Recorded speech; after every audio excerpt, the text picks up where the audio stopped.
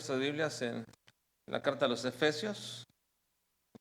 Todos estos jueves hemos estado estudiando la carta a los Efesios y vamos avanzando poco a poco, ¿verdad? Para comprender. Es una carta que nos habla de la historia y el destino de la iglesia.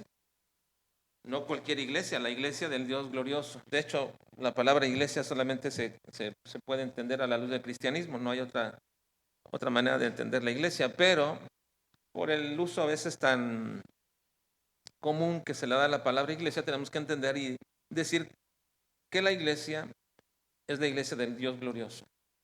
Así que este es nuestro tema de esta noche. Vamos a terminar con el capítulo 2. Hoy culminamos con el capítulo 2. Nuestro tema o subtema bajo el capítulo 2 es la iglesia, un epítome de la habitación de Dios. La iglesia es un epítome de la habitación de Dios. Vamos a verlo en los versículos 20 al 22 para culminar este capítulo 2. Ahora, hay algo contrastante y difícil de entender en nuestro texto de esta noche que vamos a observar. Nuestro texto de esta noche, que va a ser lo que le da precisamente el subtítulo de ahora, es el versículo 22. Vean conmigo, por favor, versículo 22. Dice el versículo 22. Todos, leamos. En quien vosotros también sois juntamente edificados para morada de Dios. A ver, una vez más, que lo podamos leer todo. Dice, en quien vosotros también sois juntamente edificados para morada de Dios en el Espíritu. Y les digo, hermanos, que hay algo contrastante y difícil de entender en este texto. Porque nuestro texto dice que somos nosotros como iglesia, estamos siendo edificados. ¿Y con qué propósito? Para que seamos morada o la morada de Dios. Es decir, el lugar de su habitación. Y es en ese sentido que aquí está lo difícil de entender, hermanos, en este contraste que se menciona aquí. Que nosotros como iglesia seamos morada de Dios, de un Dios infinito. En ese sentido que debemos entender, hermanos, cómo es que Dios, siendo un Dios infinito, que no tiene limitaciones y que no puede ser contenido ni por el universo, como dice Salomón en su oración de dedicación al templo de 2 de Crónicas 6:18, vean lo que dice Salomón. Mas es verdad que Dios habitará con el hombre en la tierra. He aquí, los cielos y los cielos de los cielos no te pueden contener.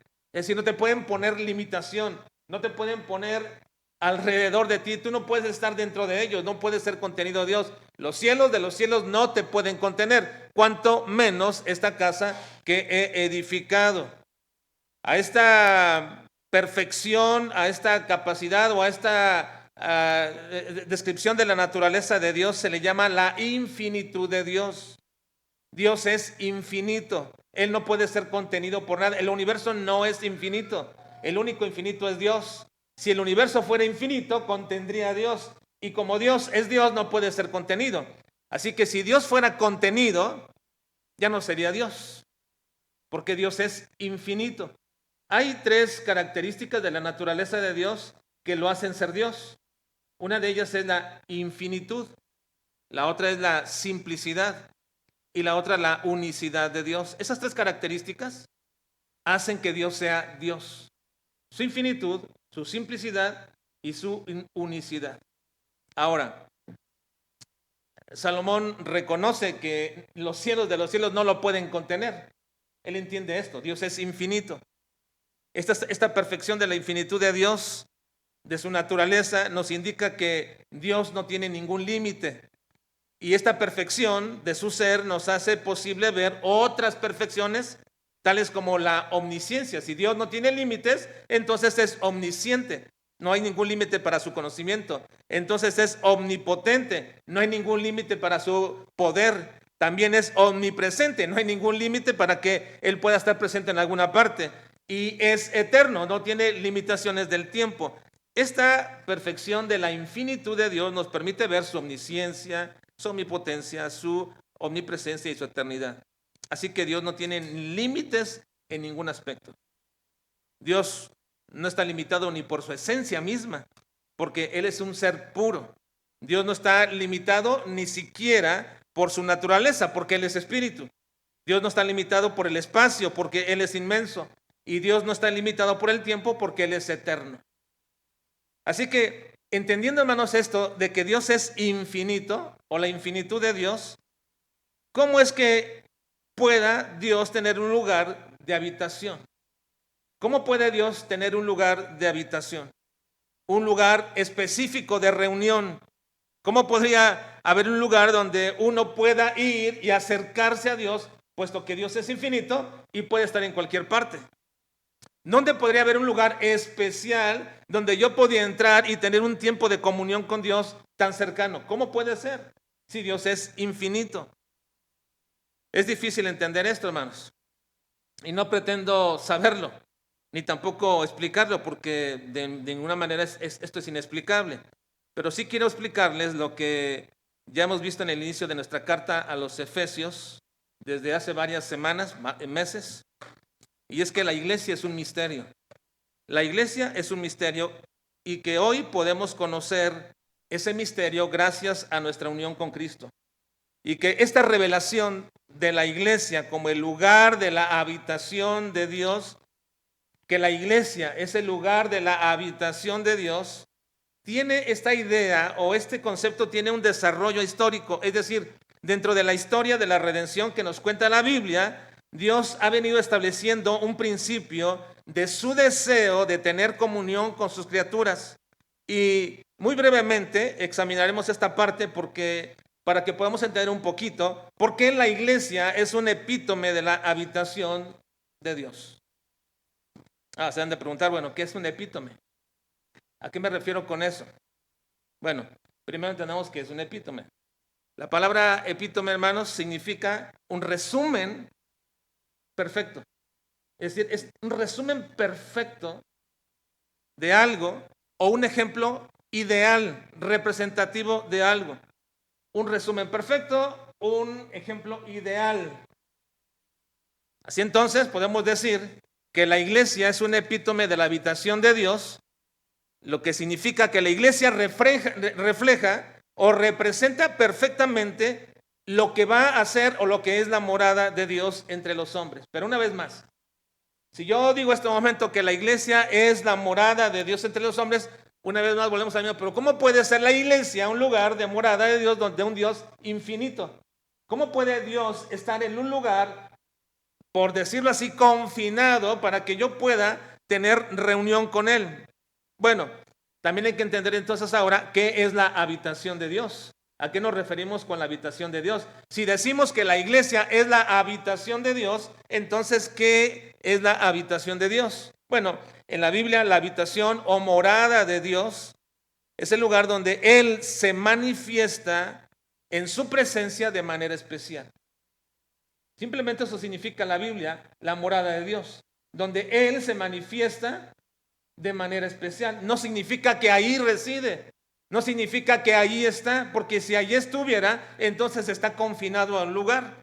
Incluso nosotros decimos que el cielo es la morada de Dios, pero en el mismo sentido, ¿cómo puede ser el cielo la morada de Dios si lo puede contener? No, hay que entender que cuando hablamos de habitación y de morada de Dios, nos estamos refiriendo a un lugar donde Dios manifiesta su presencia de manera especial.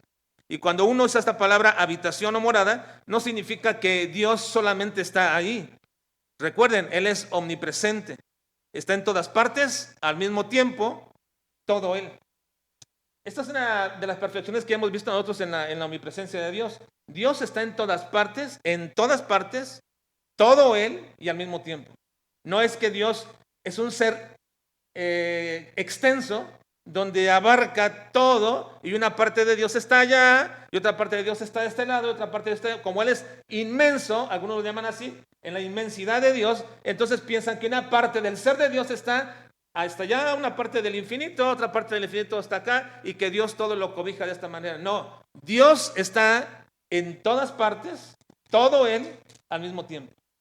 Eso es lo que podríamos definir nosotros como la omnipresencia de Dios. Ahora, si la iglesia es la morada de Dios, porque nuestro texto dice eso, que Dios nos está edificando para que seamos morada de Dios en el Espíritu. Si la iglesia es la morada de Dios, ¿cómo puede entonces Dios estar en un lugar y habitar ahí? Pues ya hemos dicho, habitación o morada de Dios significa simplemente la manifestación especial de Dios en un lugar, en un lugar. Ahora vamos a ver que eso tiene un desarrollo histórico dentro de lo que se llama la historia de la redención. Y no olviden ustedes que la historia de la redención comienza cuando Dios introduce a Adán y a Eva y estos pecan, y entonces comienza el proceso de redención de ellos hasta llegar a Jesucristo, donde se lleva a cabo la redención precisamente. Eso se llama historia de la redención. Pero no culmina la historia de la redención, porque después de eso vienen todos aquellos que han de ser redimidos por Jesucristo, y eso será hasta el último de los redimidos del Señor. Pero la historia de la redención en manera esencial empieza desde Adán hasta la cruz, porque ahí se lleva a cabo la redención. Ahora, en toda la historia de la redención, Dios ha ido manifestando que Él quiere tener un lugar de habitación, un lugar donde su presencia se manifieste de manera especial. Miren, Éxodo capítulo 25, versículo 8. El primer lugar que encontramos precisamente es el tabernáculo. El tabernáculo. En el Antiguo Testamento encontramos que Dios quería un lugar de habitación especial para poder manifestarse allí de manera especial. No es que Él residiera ahí, sino que ahí se manifestaría. Dice Éxodo 25, 8. Y harán un santuario para mí y habitaré en medio de ellos. Y cuando se refiere aquí a habitaré, usando el mismo concepto de habitación de Dios, no significa que Dios estaba confinado a vivir entre ellos solamente. De hecho, ahí lo estaba, pero también estaba en otras partes del mundo, en otras partes del universo. Cuando dice que habitaré entre ellos, es me manifestaré de manera especial a ellos en ese lugar. Así que en el desarrollo del plan de redención, el pueblo de Israel ya no era tampoco un nómada, y habitaron en su tierra y llegaron a la tierra prometida, y ahí se manifestó ahora Dios en otro lugar, el templo de Jerusalén. El tabernáculo fue quitado porque el pueblo de Israel llevaba el tabernáculo por todas partes, donde lo asentaban, y ahí se levantaba una nube grande y una columna de fuego, y Dios manifestaba su presencia grande ahí y de manera muy especial. Pero luego después llegan a la tierra prometida y están en la tierra prometida y llegan a este lugar y comienzan a edificar un templo, y ahora Dios dice, ahí va a ser mi lugar de habitación. Es decir, donde me voy a manifestar de manera especial. Primero de Reyes, capítulo 6, versículos 12 y 13 dice, lean por favor, hermanos, con relación a esta casa que tú edificas, que anduvieres en mis estatutos, que hicieres mis decretos, y guardares todos mis mandamientos, andando en ellos, yo cumpliré contigo mi palabra que hablé a David tu padre, y habitaré en ella en medio de los hijos de Israel, y no dejaré a mi pueblo Israel. Una vez más, ahora Dios está estableciendo que el lugar de su habitación será el templo de Jerusalén. Y esto aconteció por más o menos unos 400 años, hasta que el templo de Jerusalén, el templo de Salomón, fue destruido. Este templo servía por 400 años para todos los actos litúrgicos que Dios había mandado, para mantener la comunión con su pueblo, para manifestarse a todos ellos, a su pueblo, en sus decisiones, en su voluntad. De esta manera, mediante el sacerdocio levítico, el pueblo de Israel tenía una comunión con Dios especial, y Dios se manifestaba de manera especial al pueblo, porque ese era el lugar de su qué? Morada, su habitación. Pero recuerden, una vez más, morada y habitación no significa que Dios está residiendo ahí, que Dios está confinado ahí. Simplemente es el lugar de manifestación especial de Dios. ¿Sí? Así comenzamos. Tabernáculo y luego el templo. El templo. Ahora, uno tiene que recordar, hermanos, que todas estas figuras e instituciones eran temporales. El tabernáculo y el templo eran temporales. Recuerden que todo lo que existía en el antiguo pacto era solamente representativo de lo que habría de venir posteriormente. El plan de Dios no era habitar o manifestarse especialmente en un lugar como el tabernáculo o el templo. Este era un progreso de la revelación de Dios. Todo venía apuntando hacia alguien, todo venía hacia algo más especial. Todo aquello era temporal y todo aquello era físico. Y lo que Dios apuntaba era a algo permanente y a algo espiritual. Así que el plan de Dios era habitar de forma plena, completa, a través o con su verdadero pueblo. Porque en aquel tiempo se manifestaba el pueblo de Israel, pero no todo el pueblo de Israel era su pueblo. Ya hemos hablado de esto algunas veces. No todo el pueblo de Israel era su verdadero pueblo, solamente el remanente, solamente aquellos que Dios había elegido. Su remanente solamente era su verdadero pueblo. Y a ellos les fueron dadas todas las promesas que hoy están todavía esperando para este pueblo redimido, no para todo el pueblo de Israel. Así que uno de los deseos de Dios, hermanos, es tener comunión con su creación. Dios hablaba y tenía cercanía con Adán y Eva. Mientras éste se paseaba en el huerto, también Dios estaba con él y tenía comunión con él antes de que Adán cayera. Una vez que Adán cayó, fueron sacados de aquel lugar de habitación de Dios. Así que podríamos decir, hermanos, ¿cuál fue el primer lugar de la habitación de Dios? Hablando en este proceso histórico, ¿cuál fue el primer lugar de la habitación de Dios? No, el Edén.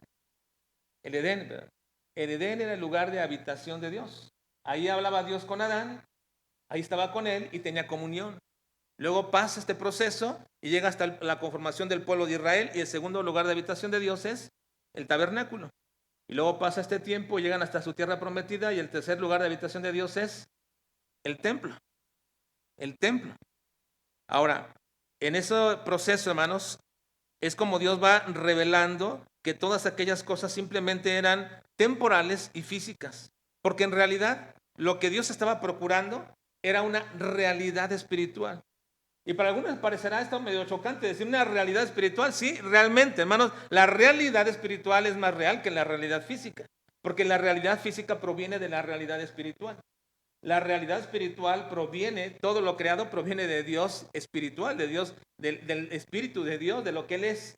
Todo lo creado proviene de Dios. Entonces la realidad que Dios estaba buscando, hermanos, era la realidad espiritual y permanente. Y eso fue lo que Cristo le reveló a esta mujer samaritana. Él le reveló a la mujer samaritana que el lugar de reunión donde el hombre puede adorar a Dios, tener comunión con Dios, no estaba confinado a un lugar físico, ni sería un lugar físico, ni sería permanente, sino lo que venía era algo espiritual y que sería permanente. Bien, fíjense lo que le dice Cristo a esta mujer. Juan capítulo 4, versículo 20 al 24, dice: nuestros padres adoraron en este monte, y vosotros decís que en Jerusalén es el lugar donde se debe adorar. Está hablando a la mujer samaritana. Luego Cristo le contesta, Jesús le dijo: mujer, créeme que la hora viene cuando ni en este monte ni en Jerusalén adoraréis. En este monte ni en Jerusalén. ¿Jerusalén a qué se refiere? Al templo. Ni en Jerusalén adoraréis al Padre. Vosotros adoráis lo que no sabéis. Nosotros adoramos lo que sabemos, porque la salvación viene de los judíos. Mas la hora viene, y ahora es cuando los verdaderos adoradores adorarán al Padre en espíritu y en verdad, porque también el Padre tales adoradores busca que le adoren. Dios es espíritu, y los que le adoran en espíritu y en verdad es necesario que adoren.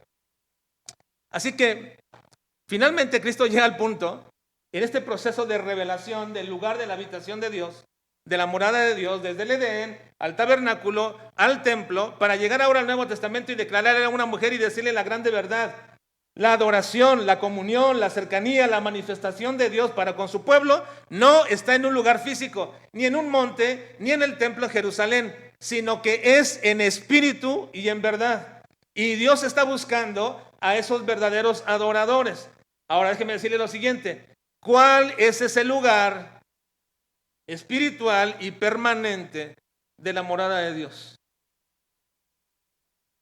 ¿Cuál es? ¿El cielo? No. ¿Cuál es el lugar permanente de la morada de Dios espiritual? Por ahí casi va, pero la iglesia es la iglesia. Porque la iglesia no es un edificio, hermanas. La iglesia no es un templo. La iglesia es una entidad espiritual donde precisamente cada creyente forma parte de esa iglesia. Y vean, es lo que Cristo viene diciendo. El lugar de la morada de Dios, donde Él se manifiesta espiritualmente de manera muy especial, no es en el huerto del Edén, no fue, ni es en el tabernáculo, ni es en el templo, sino que le dice a la mujer, es en la hora que ya viene, y ahora ya es. Los que le adoran, en espíritu y en verdad es necesario que adoren, porque esta es la forma que Dios quiere ser adorado. ¿En un lugar qué? Espiritual, permanente. ¿Y cuál es ese lugar espiritual y permanente? Bueno, precisamente la iglesia, porque estaba en conformación la iglesia. Y es lo que Pablo nos está diciendo en el versículo 22. En quien vosotros también sois juntamente edificados para morada del Dios, de Dios en el Espíritu. Así que entonces, hermanos, este es el proceso de desarrollo de la morada de Dios en la historia de la redención. Así entonces, en el Nuevo Testamento, esta idea cambia de un lugar físico a una realidad espiritual. Y es lo que hemos visto en nuestro texto de inicio. Y lo que nos está explicando Pablo, que nosotros estamos siendo edificados para ser la morada de Dios. Ahora, ¿cómo? Y aquí viene la pregunta. ¿Y cómo es que Dios está edificando a su iglesia para hacer esa morada? ¿O cómo la edificó? Porque estamos hablando en un término, en un tiempo, hermanos, que en el pasado que ya aconteció, porque ya la iglesia existe. ¿Cómo es que Dios está edificando o edificó a su iglesia para hacer esa morada? Y eso es lo que Pablo nos va a explicar en nuestro pasaje de esta noche. Versículo 20, vean por favor, hermanos. Ahí fue donde nos quedamos la semana pasada. Versículo 20. No pierdan la perspectiva que tenemos. El lugar de la habitación de Dios es la iglesia. Así que la iglesia es el epítome de la habitación de Dios. Es decir, el resumen perfecto. Todo aquello que venía, Edén, tabernáculo, templo, se resume en ¿quién? La iglesia.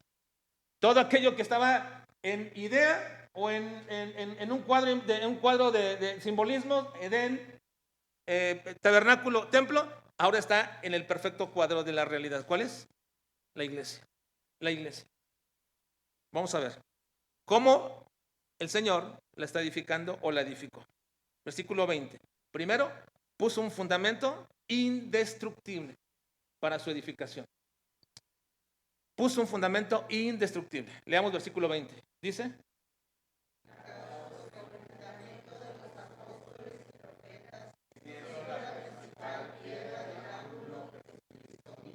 edificados sobre el fundamento de los apóstoles y profetas, siendo la principal piedra del ángulo Jesucristo mismo. Es decir, el fundamento indestructible de la iglesia, ese cimiento que se pone, es indestructible. Y no son los apóstoles. No es Pedro, como dice el catolicismo romano. Pedro no es el fundamento de la iglesia. No es Juan. No es Jacobo. Ese cimiento de la iglesia es llamado aquí fundamento de los apóstoles. Significa doctrina o enseñanza de los apóstoles. El fundamento de la iglesia, hermanos, el fundamento de la iglesia es la enseñanza que daban los apóstoles, la doctrina de los apóstoles, lo que ellos predicaban. ¿Y qué es lo que ellos predicaban, hermanos? ¿Qué es lo que ellos predicaban o enseñaban? El texto lo dice. ¿Qué es lo que ellos predicaban, enseñaban? Estableciendo, edificados el fundamento de los apóstoles y profetas, siendo la principal piedra del ángulo Jesucristo mismo. Es decir, estamos poniendo un fundamento, dicen los apóstoles, un cimiento donde la iglesia se va a edificar. Y ese fundamento donde la iglesia se va a edificar es la enseñanza que les estamos dando. Es decir, es la predicación que les damos. ¿Y qué predicaban los apóstoles? A Cristo, porque la piedra, es decir, la piedra angular, lo principal de ese fundamento, ¿cuál era? Cristo. Había muchas cosas en la enseñanza, en la doctrina de los apóstoles, muchas cosas. Había bastantes doctrinas, había más de 16 doctrinas fundamentales, había más de 40 doctrinas secundarias. Exactamente, los apóstoles las estaban enseñando, las enseñaban, pero la principal piedra, la principal cosa que ellos predicaban, ¿era quién? A Cristo. Pablo decía esto, ¿verdad? Yo me propuse no saber ninguna otra cosa, sino solamente cuando llegué con ustedes los corintios, fue predicarles a Cristo y a este crucificado. La principal piedra del fundamento, es decir, lo que nosotros queremos hacer resaltar del fundamento es Jesucristo. Así que el fundamento de la iglesia es la enseñanza de los apóstoles, no los apóstoles, la enseñanza de los apóstoles. Y la enseñanza de los apóstoles tenía, hermanos, una piedra principal y angular que se llamaba Cristo. Es decir, cualquier otra cosa que predicaran, cualquier otra cosa que no enseñaran, que no encajara con la persona de Cristo, no servía para nada. De nada servía. Si el cimiento no tenía como piedra angular a Jesucristo, ese cimiento era quebradizo, ese cimiento era débil, ese cimiento no iba a soportar, porque lo que soporta a la iglesia es el fundamento indestructible. Y ese fundamento indestructible es precisamente la enseñanza de los apóstoles que predicaban a Cristo. Sin Cristo no hay fundamento fuerte, no lo hay. Ahora, Pablo está usando aquí, hermanos, en esta parte, Pablo está usando una metáfora acerca de un edificio. Y de hecho lo viene haciendo, ¿verdad?, desde anteriormente, pero aquí está usando una metáfora para hablarnos precisamente de la iglesia como un edificio. La iglesia no es un edificio. A veces nosotros nos confundimos y vamos a ir a la iglesia. Bueno, en cierta manera tienen razón. Vamos a la iglesia porque nos vamos a reunir ahí como iglesia. Pero a veces confundimos y pensamos, vamos a la iglesia porque pensamos que este edificio es la iglesia. Este es el templo, esta no es la iglesia. No existe tal cosa, ¿verdad? Que iglesia, la iglesia es una entidad espiritual formada por el Señor, el lugar de la habitación de Dios, donde Dios se manifiesta de manera muy especial. Pero aquí está utilizando el apóstol Pablo un edificio como una metáfora, porque nosotros no somos un templo físico, sino un templo espiritual. Esa es la iglesia. Y dice el texto que el edificio bien coordinado, vean el versículo, en el versículo 14, el apóstol Pablo dice que la principal piedra del ángulo es Cristo. Ahora, no perdamos esta parte. El edificio de la iglesia, que es una metáfora, tiene un fundamento. ¿Y ese fundamento quiénes son? ¿Los apóstoles? No. El fundamento de la iglesia es la doctrina y la enseñanza de los apóstoles. La principal piedra de ese fundamento es Cristo. O sea, no perdamos de vista esto, ¿verdad? No perdamos de vista esto porque en nuestra interpretación que a veces tenemos que hacer de algunos pasajes, siempre hay que mantenerla contextual y también hay que mantener siempre el análisis morfológico, sintáctico de los pasajes para que podamos entender a qué se está refiriendo. Es como cuando decimos nosotros en Mateo 16, cuando dice, tú eres Pedro y sobre esta piedra, sobre esta roca edificaré mi iglesia. Y siempre ahí hay un debate entre católicos y entre protestantes y entre un montón de grupos diciendo, bueno, ¿quién es la roca? Y rápidamente nos levantamos, o se levantan muchos grupos y dicen, ¿quién es la roca? ¿Los decimos nosotros? ¿Es qué? Si hacemos un análisis del pasaje, aunque Cristo es la roca en todas partes, el pasaje nos dice que Cristo es la roca. Tampoco dice que es Pedro, por supuesto. Si fuéramos católicos diríamos eso, pero no, Pedro no es la roca. ¿Cuál es la roca? La roca es la declaración de Pedro. Si uno hace ese análisis, dice, ¿verdad? Cuando Cristo pregunta, ¿quién dice a los hombres que soy yo? Uno dicen esto, aquel otro lo dice, ¿y ustedes quién dicen que soy yo? Y Pedro se levanta y dice, tú eres el Cristo, el Hijo del Dios viviente. Y luego Cristo le responde, bienaventurado eres Pedro, porque no te lo reveló carne y sangre, sino mi Padre que está en los cielos. Y yo también te digo que tú eres Pedro, y sobre esta roca edificaré mi iglesia. Esta roca, en su análisis morfológico y sintáctico, no puede decir esta roca. Diría sobre mí, o haría una alusión a él como roca, pero no dice esta roca. Tampoco se puede referir a Pedro, porque no se le llama roca, sino sobre esta roca. Es decir, la declaración que has hecho. Esta es la roca sobre la que se fundamenta o que una iglesia se mantiene o cae, que Cristo es el verdadero Dios. Así que entonces, es tan importante eso porque Cristo lo reconoce. Esto no te lo reveló carne y sangre, te lo reveló mi Padre que está en los cielos. Es una revelación directa de Dios. Es decir, es una manifestación directa de Dios para decir, nadie puede confesar a Cristo que es Señor, sino por el Espíritu de Dios, dice Pablo. Nadie puede. Nadie puede confesar a Cristo como Señor si no es por el Espíritu de Dios. Así que no es Pedro la roca. Cristo es la roca, pero no es ahí en ese pasaje la roca. Es la declaración de Pedro de que Cristo es el Hijo de Dios.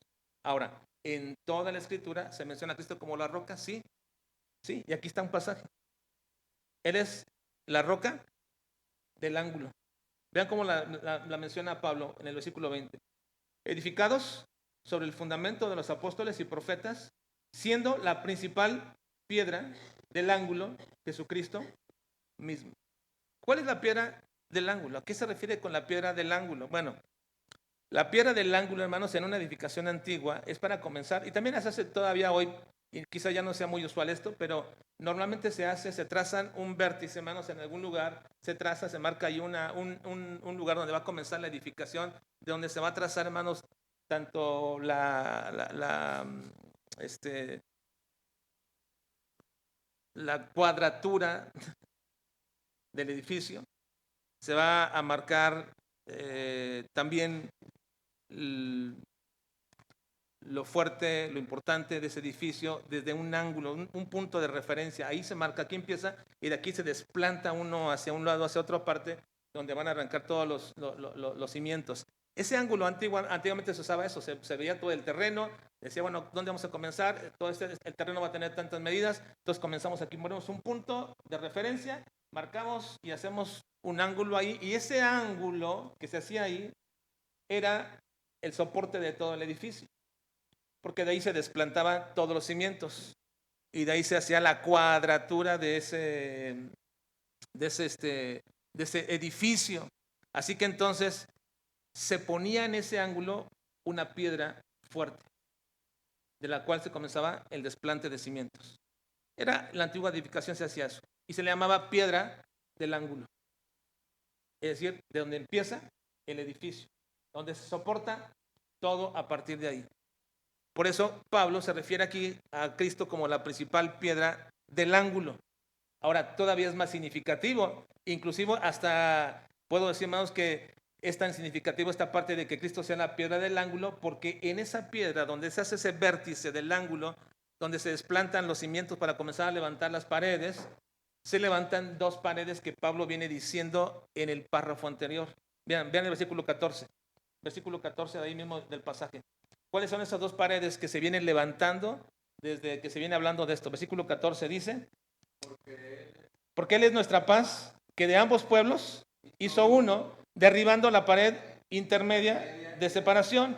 Ahora vean, viene hablando de judíos y de gentiles, la separación que hay entre uno y otro, y luego viene diciendo cómo fueron unidos todo eso, vino y comenzó a quitar eso, le hizo la reconciliación, unió a todos en un solo cuerpo, versículo 16, vino y anunció las nuevas, quitó los unos y la enemistad entre los otros, versículo 18, y dice, así que ya ustedes no son extranjeros ni advenedizos, sino conciudadanos de los santos y miembros de la familia de Dios. Y luego llega este punto, edificados sobre el fundamento de los apóstoles. ¿Quiénes? Los judíos conversos, los gentiles conversos.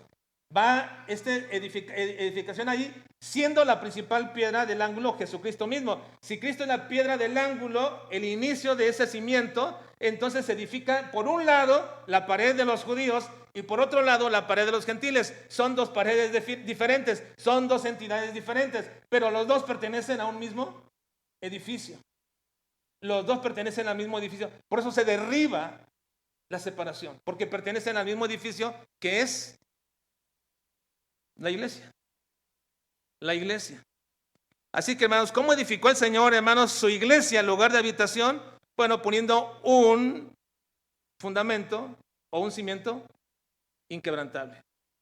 No se puede quebrantar ese cimiento. Soporta todo. Todo. Ahora, en segundo lugar y último, ¿qué más hizo el Señor para edificar esta iglesia? Versículo 21. Vean, versículo 21, por favor. Leamos todos. Dice.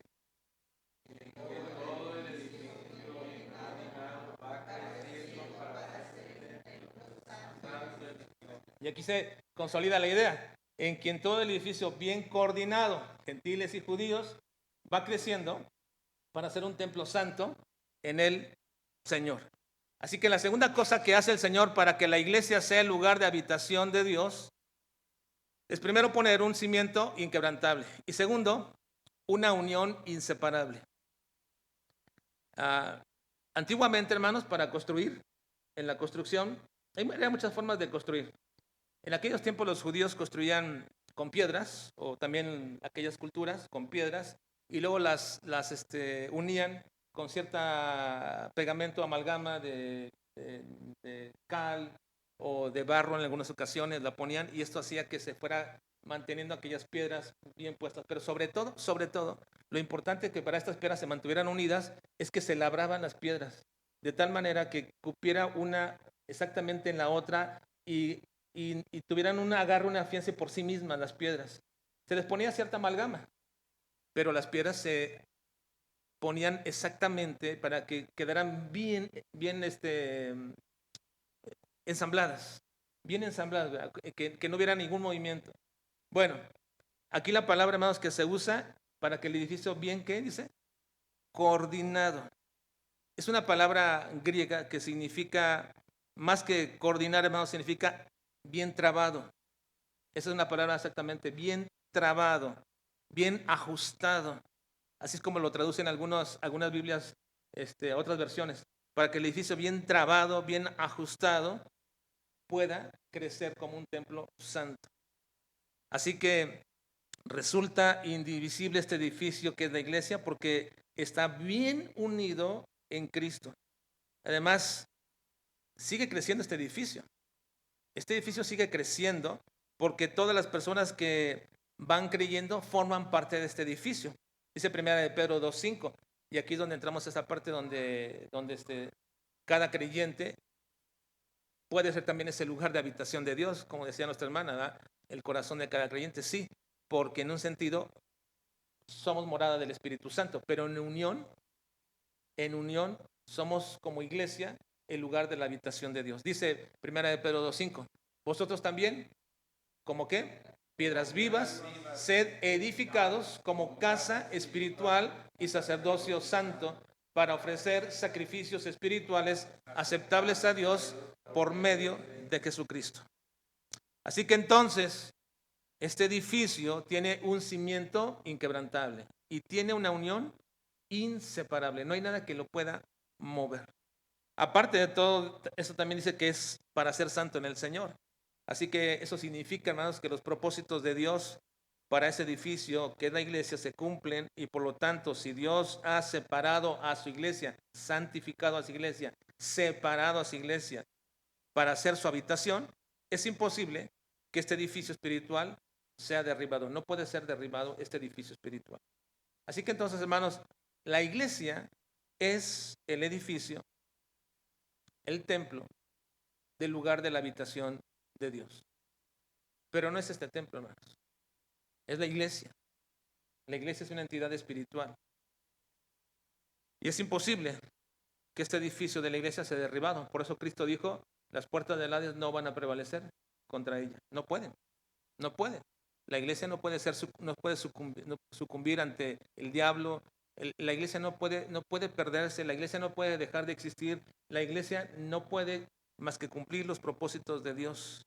Así que Dios ha edificado a su iglesia para que sea su morada. Y ese, hermanos, es un grande privilegio.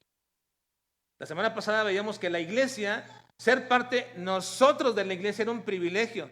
Pero ahora, hermanos, es un grande privilegio que la iglesia sea el lugar de la habitación de Dios, la morada de Dios.